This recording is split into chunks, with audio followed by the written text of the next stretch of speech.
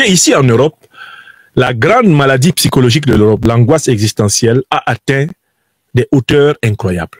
La presse européenne est traversée par un frisson, par un grand tremblement.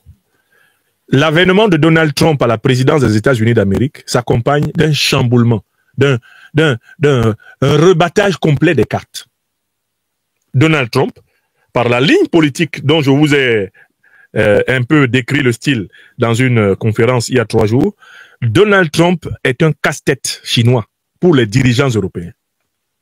Il a décidé, coup sur coup, entre autres, de demander à tous les pays membres de l'OTAN d'augmenter leur contribution à l'alliance militaire. L'Europe est à un tournant historique. Face aux tensions croissantes liées à la guerre en Ukraine, aux défis économiques et à la montée de nouvelles alliances internationales, le continent doit revoir sa stratégie et repenser son positionnement géopolitique. Dr Franklin Nyamsi nous propose une analyse détaillée des mutations profondes qui affectent l'Europe et des décisions majeures qui façonneront son avenir. L'un des éléments clés de cette reconfiguration est la demande de Volodymyr Zelensky de 200 000 soldats européens pour l'Ukraine. Que signifie réellement cette requête? Comment l'Europe peut-elle répondre à une telle demande alors que sa propre stabilité économique et politique est en jeu?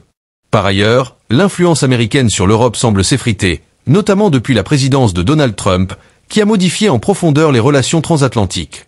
L'Europe peut-elle s'émanciper et devenir un acteur autonome sur la scène internationale, ou restera-t-elle dépendante des stratégies dictées par Washington? Dans cette vidéo, Dr Franklin Nyamsi apporte un éclairage unique sur ces transformations et sur les nouveaux rapports de force qui redéfinissent l'équilibre géopolitique mondial.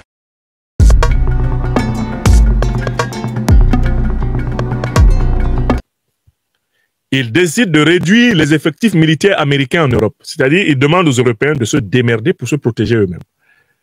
Donald Trump a sorti les États-Unis de l'accord sur le climat de Paris. C'est-à-dire qu'il refuse les restrictions écologiques à l'industrie américaine. Donald Trump annonce qu'il va taxer tous les produits européens qui entrent aux États-Unis pour renflouer les caisses des États-Unis. Et qu'il va privilégier les entreprises américaines dans le marché national américain et qu'il va tout faire pour que la part des entreprises européennes, chinoises, japonaises, bref, étrangères aux États-Unis baisse et que la part des entreprises américaines aux États-Unis augmente. Ouais, Trump. Trump est en train de rendre les gens fous. Or, l'Europe que vous voyez était habituée à être protégée par les États-Unis. L'Europe que vous voyez, c'est un protectorat militaire, nucléaire, géopolitique et géostratégique américain. L'OTAN, organisation politico-militaire de l'Occident, est majoritairement financée par les États-Unis d'Amérique. Les États-Unis disent, ça suffit. Tout le monde paye, ou même nous-mêmes, si ça continue, on va quitter l'OTAN. On va vous laisser l'OTAN. Vous allez vous démerder avec ça. Trump a une métaphore. Il dit que les guerres qu'il y a en Europe, les États-Unis n'en ont rien à foutre, parce qu'entre l'Europe et les États-Unis, il y a un grand océan. Expression de Trump. Les guerres qu'il y a en Europe, là, c'est avant tout l'affaire des Européens. D'ailleurs, ce sont eux qui les ont provoquées. D'accord? Avec leurs alliés du Deep State américain, selon Trump. Et Trump utilise la métaphore suivante. Nous, les Américains, on n'a vraiment rien à foutre de ces guerres-là, parce que de toutes les façons, entre l'Europe et nous, il y a un grand océan comme ça. Le temps qu'un missile voyage sur l'océan pour venir nous frapper, voilà, on a le temps de voir. Mais les Européens, qu'ils règlent leurs problèmes entre eux. Donc, panique générale. Parce que Trump est en train de déshabiller littéralement la protection géostratégique et géotactique, la protection géopolitique, la protection diplomatique traditionnelle de l'Europe. Au nom du protectionnisme américain et de l'hégémonisme américain, paradoxalement.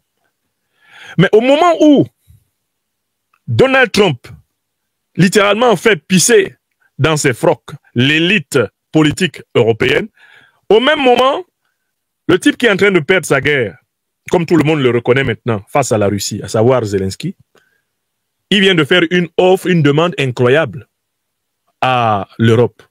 Il demande que les pays de l'Europe lui donnent 200 000 soldats qui vont venir l'aider à combattre en Ukraine. 200 000. C'est à ce moment que j'ai entendu le grand chant du Congo-Kinshasa, le chant du Congo-Kinshasa qui s'est emparé, eh bien, de la planète tout entière. Kasongo wewe, mobali nangai, Kasongo mbona weo. Songa libala. Mbo ye ye ye ye. Kasongo mbona weo. Mbona weo. Mobali nanga. Je dis actuellement là. Quand Zelensky a ouvert sa bouche pour dire qu'il demande que les Européens lui envoient 200 000 hommes pour combattre Poutine. Moi, j'ai entendu le terrible Kasongo qui chantait depuis les montagnes de l'Oural jusqu'aux portes de Lisbonne. Kasongo ye ye, mobali nangai. Kasongo mbona weo, songa libala, bo ye ye ye ye. Kasongo mbona weo, mbona weo. Mobali nangai. Les Européens, depuis la Deuxième Guerre mondiale et leur pseudo-décolonisation, ont perdu l'habitude de mourir au combat. 200 000 soldats pour aller là-bas. Même les Ukrainiens sont maintenant devenus les champions de la désertion. On raconte même qu'ils avaient une unité qu'on appelait Anne de Kiev. Une unité qui a été formée en France. Les gars se sont tous barrés de la guerre. On les a envoyés, on les a formés en France, on les a menés à la guerre. Mais depuis qu'ils ont disparu là, on ne sait pas en quelle direction ils sont allés. Une unité entière. Un bataillon spécial qui s'appelait Anne de Kiev. On les a renvoyés là-bas, les gars ont dit Ils ont chanté avec Brassens. Mourir pour des idées, d'accord, mais de mort lente. D'accord, mais de mort lente. Le bataillon s'est évanoui dans la nature. C'est-à-dire que vous entendez souvent dire que les Africains qui arrivent en Occident avec des équipes de basket, des équipes de foot, et qui en profitent pour se faire la malle de l'hôtel. Là, c'est tout un bataillon. Les Européens ne veulent pas faire la guerre. Les opinions européennes n'ont pas envie de faire la guerre à la Russie. La guerre à la Russie n'est pas une passion populaire. Il n'y a pas un engouement. Moi, je vis en Europe. Il n'y a pas un engouement populaire pour aller mourir en Ukraine. Ça n'existe pas. Donc, je voulais que les Africaines et les Africains se rendent compte de l'état, de la difficulté dans laquelle se trouve aujourd'hui l'élite politique européenne. Lâchée par, sa tutelle américaine, lâchée par les peuples européens, et puis qui désormais se retrouve face à ses responsabilités. Quand il était facile de pousser dans le dos de Zelensky, vas-y, vas-y, attaque Poutine, c'était très facile, ils étaient très va-t-en-guerre. Maintenant, on leur dit, allez-y vous-même. Entrez donc vous-même. Et là, tout d'un coup, on se rend compte qu'en fait, c'est de la guerre par procuration qui a toujours arrangé ces élites. Ce qui me permet de me souvenir de ce qui s'est fait pendant les 2 dernières guerres mondiales. Les soldats africains des armées occidentales, et notamment de l'armée française, ce sont eux qui étaient devant. Les premières lignes, c'est toujours les peuples soumis et dominés. Les peuples soumis et dominés. Et c'est un peu ce comportement que la puissance américaine a envers les Européens. Elle leur dit, allez-y vous-même. Allez-y d'abord. Puisque les Ukrainiens ne peuvent plus, allez-y Européens. Nous, on rentre aux États-Unis. On viendra vous aider à la limite à enterrer vos morts. C'est incroyable. C'est juste incroyable. Le degré de cynisme et d'hypocrisie qu'il y a. C'est cette situation que je voulais vous décrire. Une Europe qui est vraiment à la croisée des chemins. Entre le lâchage de la tutelle américaine, la demande incongrue et effrayante de Zelensky, qui dit aidez-moi, donnez-moi 200 000 hommes. Et vous avez bien entendu que 200 000 hommes, dans cette situation-là, c'est 200 000 chairs à canon. Ah ben oui. Donc, l'Europe, aujourd'hui, vraiment, c'est la débandade politique. Ici, en France, vous devez savoir que le thème dominant du mois de cette fin de mois de janvier, donnant en février, c'est l'appel à la démission du président Macron. Un sondage a été fait aujourd'hui, plus de 58% de Français disent que dès que l'actuel Premier ministre de Macron, François Bayrou, sera censuré, il faut que Macron démissionne. Une majorité de Français dit qu'il faudra que Emmanuel Macron quitte la présidence de la République dès lors que serait censuré ce Premier ministre. Et qu'il ne faudrait pas qu'il y ait un autre Premier ministre après Bayrou. Dès que Bayrou tombe, Macron dépose son tablier et devient un ancien président. Voilà l'état dans lequel se trouve la France. Mais regardez l'état dans lequel se trouve aujourd'hui l'Allemagne, où l'extrême droite a fait exploser la coalition de Scholz.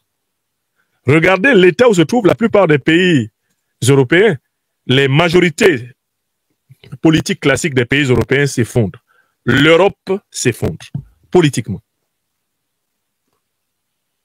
Elle n'est plus en poupe, elle n'a plus le vent en poupe, elle n'a plus cette capacité à jouer un rôle de premier plan. Et c'est ce que je voulais souligner ici, tout en rappelant que cela était prévu dans les analyses que je vous ai proposées depuis plusieurs années sur la trajectoire de l'Europe.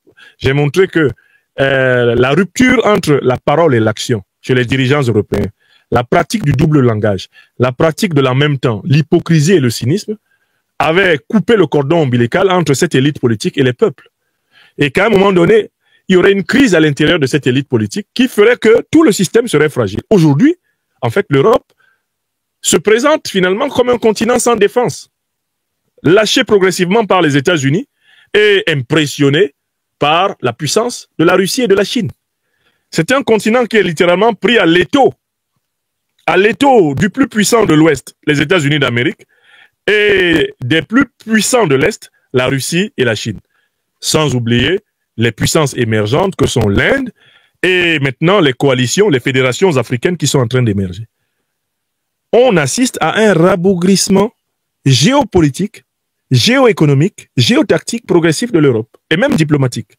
Ça va devenir une toute petite Europe comme elle l'est réellement sur la carte par rapport à l'Afrique, par rapport à l'Asie ou à l'Amérique. Voilà la réalité dans laquelle nous sommes. Ce n'est plus une projection, en fait c'est un vécu. L'analyse de Dr Franklin Nyamsi met en évidence un fait indéniable. L'Europe est confrontée à des défis existentiels qui nécessitent des choix stratégiques cruciaux. La guerre en Ukraine, la montée en puissance de nouvelles alliances mondiales et le recul de l'influence américaine obligent les dirigeants européens à repenser leur modèle de défense, leur économie et leurs relations diplomatiques. La question essentielle qui se pose désormais est la suivante. L'Europe peut-elle réellement s'émanciper et jouer un rôle géopolitique indépendant ou restera-t-elle un acteur influencé par des forces extérieures ? La demande de 200 000 soldats pour l'Ukraine illustre bien cette tension entre engagement et souveraineté. Dr Franklin Nyamsi conclut sur l'idée que nous assistons à une redéfinition du pouvoir à l'échelle mondiale. L'Europe saura-t-elle tirer parti de ces changements pour affirmer son autonomie, ou sera-t-elle reléguée à un rôle secondaire dans un monde multipolaire ?